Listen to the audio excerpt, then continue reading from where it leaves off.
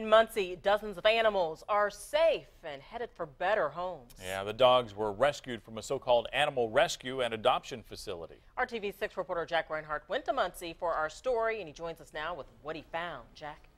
Eric, Muncie animal care and control investigators tell me that Adopt-A-Lab, the so-called animal rescue facility, had been on their radar for some time. But yesterday they got an anonymous tip that led to the immediate surrender of the animals. It's all right. For much of the past 2 days, veterinarians and volunteers bathed and groomed the confiscated animals. The 63 dogs of varying breeds ranged from very healthy to very sick. Shelter officials say the dogs were rescued from conditions unfit for man and beast. There was a lot of feces and urine and and not typical shelter mess. I realize that shelters, that they have feces and urine, but this was excessive. Muncie animal care and control officers demanded the immediate surrender of the animals from the Adopt-A-Lab rescue and shelter facility on Muncie's south side.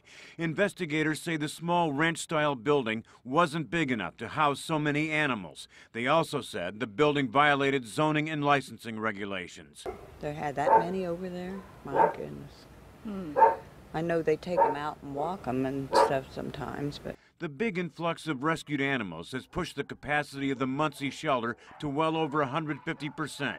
And while shelter officials said they heard from angry Muncie citizens who wanted the Adopt-A-Lab operators charged criminally, animal care and control officials declined. And I understand that as an animal lover, but yesterday we were acting in the best interest of those animals and getting them out with a surrender form and getting them all surrendered to us so that they were immediately available for adoption, immediately available for rescue was the absolute right thing to do.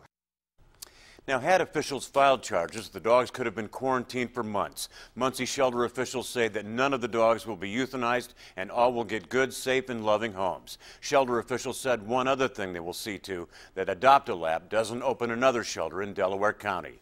Jack Reinhardt, RTV6.